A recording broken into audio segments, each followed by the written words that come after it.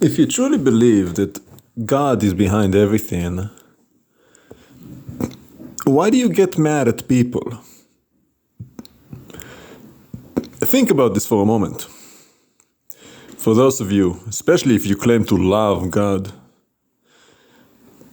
have you ever said that that thing about somebody that you like? Oh, he's my angel. He can do no harm. He could be almost burning down your house or destroying whatever or doing anything, but you love them and you just, oh, that's okay. But somebody else did that to you? Whoo! All heaven would have broken loose.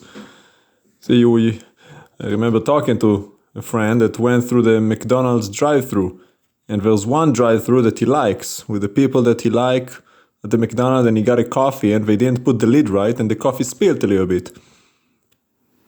And he could have gotten really infuriated and called the manager, etc. But he likes the person that did that. So he's like, oh, well, because I like them, I'm not going to give them trouble. But had it been any other McDonald's with other people, I would have potentially even brought them to court. But because I like them, I don't want to give them trouble. It's okay. They messed up. They made a mistake. But I like them. So I let it go. Haven't we all done that? Somebody does something to us. If we like them, we let it go. If we don't, we stick it to them. How dare you? Right? We all done that. But then again, like I said, well, if you truly believe that God is behind everything and He's in control of everything, nothing happens unless He ordains it, and you claim to love God, shouldn't you accept the good and the bad without accusing the method by which it comes? Interesting, isn't it? See, I have certain relatives, when they come over, oh Lord help me, they're so selfish and messy and dirty. They don't care, they just make everything a mess, they don't clean after themselves, they yell, they scream, they shout, they do all kind of mess, they would not let you sleep. But listen, well, if God is in control, why am I getting mad at them for being so selfish and messy? Think about it. The Lord uses all things for good, together for good. It's hard to wrap our minds around it, and even when we try, we don't fully can. We can for a moment, and then we forget and get angry again, because, well, we're only human. But from the understanding that all things work together for good, and you could say, well, how is that good? But remember that the Lord, above all, is interested in your growth, in the development of your character. Furnace for gold, crucibles for silver. The Lord tests the heart of man to refine and purge, get rid of the impurities, the furnace of affliction. He's interested in your character growth, and what other way to grow than to make you suffer?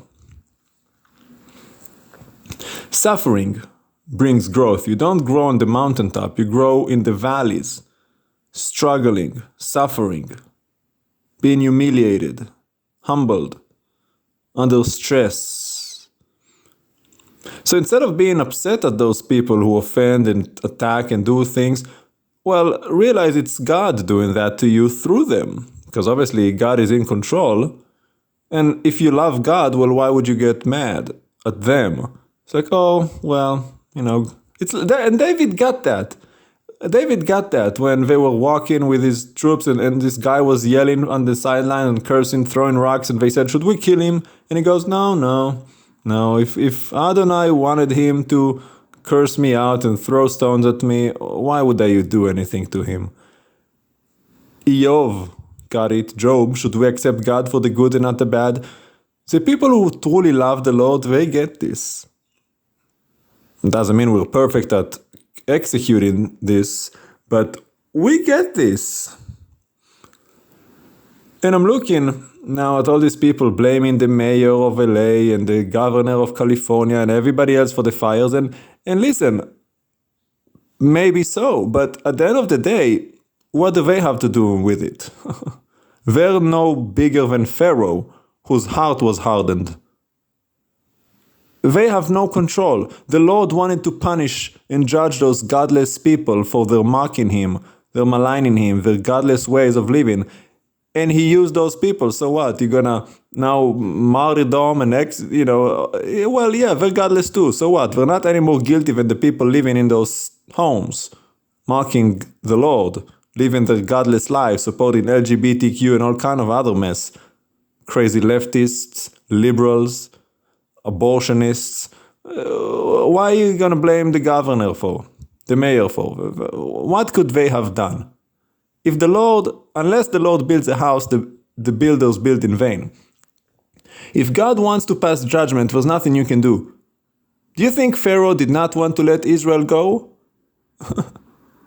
After all these plagues, it was the Lord who hardened his heart and even told us so.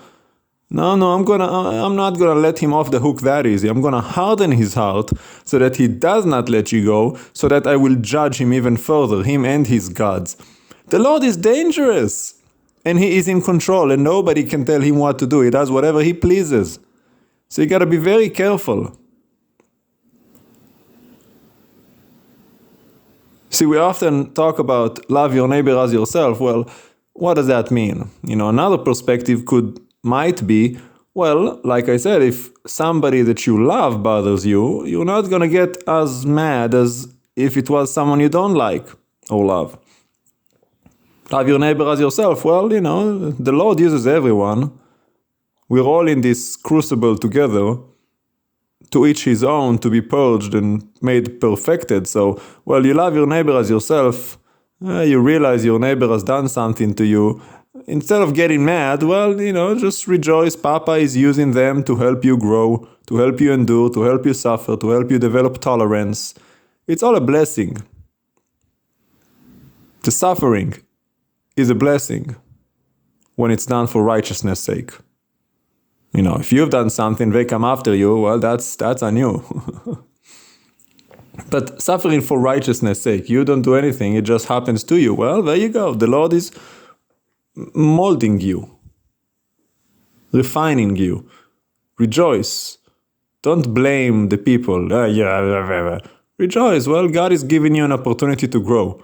How can you grow unless something is bothering you, stretching you to your limits, stressing you out? Well, so take this to heart. And remember, if you truly love the Lord, don't get mad. Thank you, Papa, for the suffering you've given me. Thank you for this opportunity to grow. Thank you for your judgments and your mercy and your love.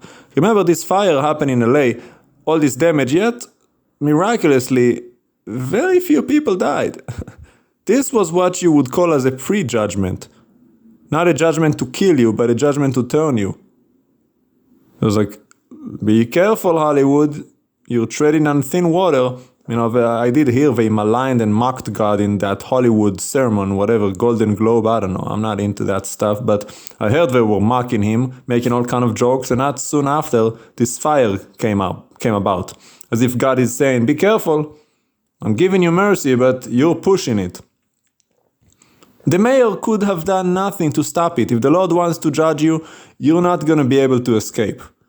So you better be very, very careful and start walking right and living right and doing what's right. And God is right. So if you want to be right with Him. Do what He says, live according to His ways, and honor Him alone. He is the Lord. He is the King of creation. Repent. Guys just got through wonderfully and beautifully explaining the providence and the act and the hand of God in things, so that we don't over blame and emphasize the hand of man in things, whether it's man causing it or man preventing it. That when all is said and done, it is God doing or allowing it. Either way, He's behind it all. And the blame game, because we always want to blame somebody. I'm miserable because of you. I'm not making money because of you. I'm in this situation because of you. It doesn't mean that we don't have some culpability or responsibility to do right, to help our neighbor, to feed the poor, to help the hungry, to help friends, to support our family, yes. But the point is, this is the real world. Things happen. Life is going to happen no matter how much money you have. Rich people die every day. Life happens. Billionaires commit suicide too. Life happens. Addicts come in every race, every creed, every sex, every size, every economic status. Life happens. The good, the bad, and the ugly. The wages of sin is death to everyone. There are some that may appear to be insulating themselves, but they're not really. You're going to your deathbed on a concrete slab. They're going on a cushioned, feathered bed. They're still going to their deathbed. Either way. They're going to hell in their Gulfstream jet. You're going with half a leg. You're hopping, you're skipping, you're on crutches, you're in a wheelchair, or you're being dragged. What difference does it make? Still ending up in hell. The emphasis of who we blame, who we give credit to, who we turn to, life is going to happen. There is no amount of fire mitigation that's going to prevent disaster. They've been doing mitigation since the beginning of time. Ancient Rome. They all did fire. They still burned. The fires of Rome. The fires of life is going to happen. Something's going to burn. Something's going to fail. All of the engineering and buildings and skyscrapers still are brought down.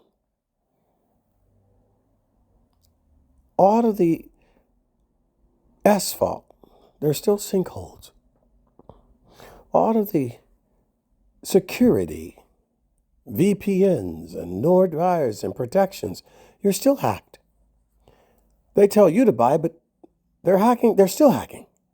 There is no security. The false sense of security is what you're buying, but you're not buying security. It doesn't exist. It's the false sense of security. It's the lie that you buy in order to go through your life because you can't handle the truth that there is no security, that everything is open source available.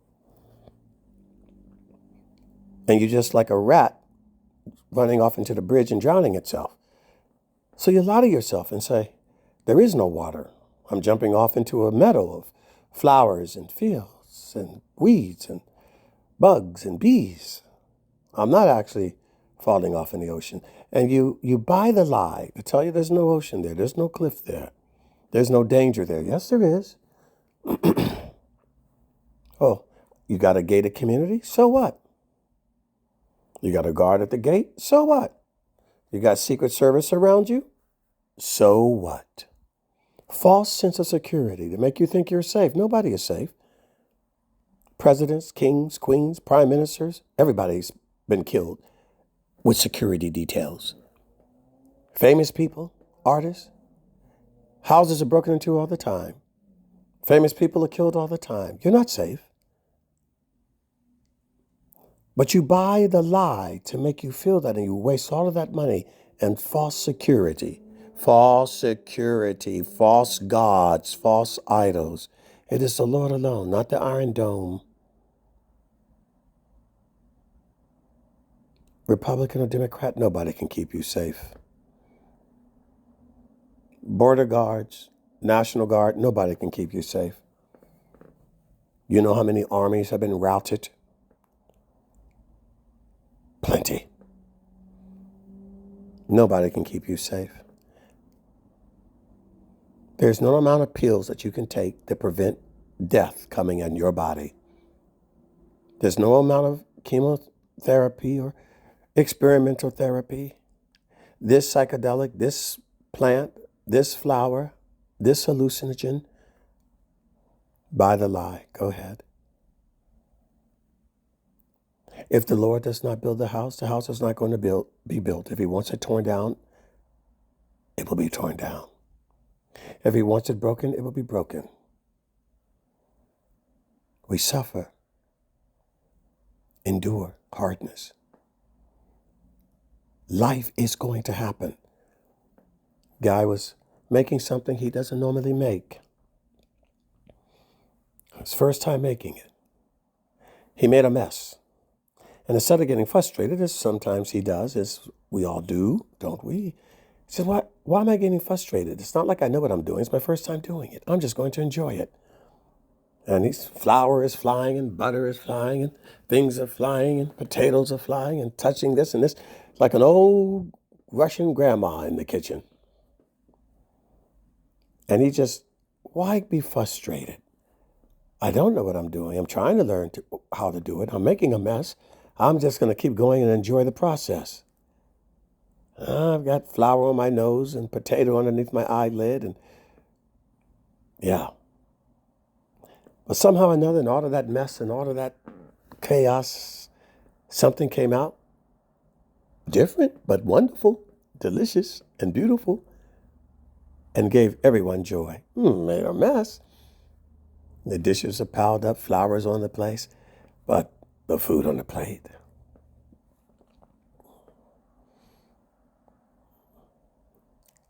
Life is a mess. And we fall more into the things than we plan the things we fall in. It's a mess. Trust the Lord. Sit back, relax, trust the Lord. Enjoy the good, endure the hard, and wait for the eternal bliss. It's coming. But until then, enjoy the ride. Trust in the Lord and be on His side, and He'll be on yours.